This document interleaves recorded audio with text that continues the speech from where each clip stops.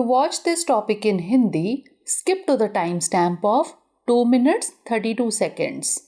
Welcome to Legal Update Program. The topic of discussion is alimony under void marriages. First of all, let's see why is it in the news. Recently, in the case of Sukhdev Singh versus Sukhbir Kaur, the Supreme Court will deal with the issue of interpretation of Section 24 and Section 25 of the Hindu Marriage Act 1955 when a marriage has been declared void. Background of the case. In this case, a division bench referred the matter to a 3-judge bench to determine whether Sections 24 and 25 of the Hindu Marriage Act 1955, which cover interim maintenance and permanent alimony respectively, apply when a marriage is declared void under Section 11 of the Act. The Supreme Court acknowledged the existence of conflicting judgments on the issue and deemed it necessary to settle the matter. The Supreme Court also directed the parties to file written submissions and compilation of judgments they will rely upon. Court observation. A 3-judge bench of Justice Abhay S. Oka, Justice Ehsanuddin Amanullah and Justice Augustine George Masihi will hear the issue of whether alimony can be granted when a marriage has been declared void under Section 11 of the Hindu Marriage Act 1955 on 3rd October 2024. Section 11 of the Hindu Marriage Act 1955.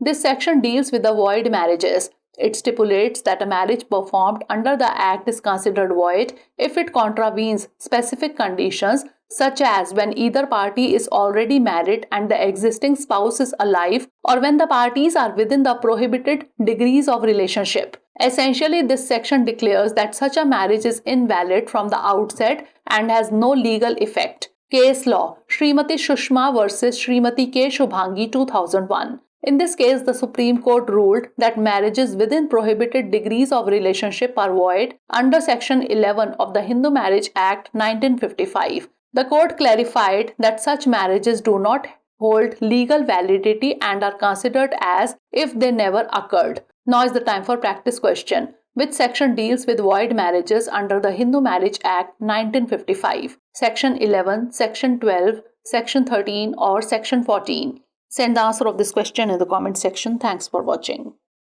Legal update programme में आपका स्वागत है। आज का हमारा चर्चा का विषय है अमान्य विवाह के अंतर्गत गुजारा भत्ता।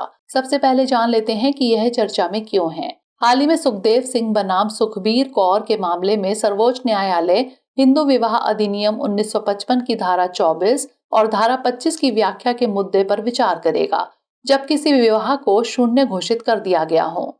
मामले की पृष्ठभूमि देख लेते हैं। इस मामले में एक खंडपीठ ने मामले को 3 न्यायाधीशों की पीठ को यह निर्धारित करने के लिए भेजा कि क्या हिंदू विवाह अधिनियम 1955 की धारा 24 और 25, जो क्रमशः अंतरिम भरण पोषण और स्थायी गुजारा भत्ता को कवर करती है, तब लागू होती है जब अधिनियम की धारा 11 के तहत विवाह को शून्य घोषित किया जाता है। सर्वोच्च न्यायालय ने इस मुद्दे पर परस्पर विरोधी निर्णयों के अस्तित्व को स्वीकार किया और मामले को सुलझाना आवश्यक समझा। सर्वोच्च न्यायालय ने पक्षकारों को लिखित प्रस्तुतियां तथा उन निर्णयों का संकलन प्रस्तुत करने का भी निर्देश दिया जिन पर वे भरोसा करेंगे। न्यायालय का अवलोकन। न्यायमूर्ति अभय एस ओका, न्यायमूर्ति एहसानुद्दीन अमानुल्लाह और न्यायमूर्ति ऑगस्टीन जॉर्ज मसीही की 3 न्यायाधीशों वाली पीठ 3 अक्टूबर 2024 को इस मुद्दे पर सुनवाई करेगी कि क्या हिंदू विवाह अधिनियम 1955 की धारा 11 के तहत विवाह को शून्य घोषित किए जाने पर गुजारा भत्ता दिया जा सकता है। हिंदू विवाह अधिनियम 1955 की धारा 11, यह धारा शून्य विवाह से संबंधित है। इसमें प्रावधान किया गया है कि अधिनियम के तहत किया गया विवाह तब अमान्य माना जाएगा जब वह विशिष्ट शर्तों का उल्लंघन करता हो, जैसे कि जब कोई एक पक्ष पहले से विवाहित हो और मौजूदा पति या पत्नी जीवित हो, या जब दोनों पक्ष निषिद्ध सीमा के भीतर संबंध रखते हो।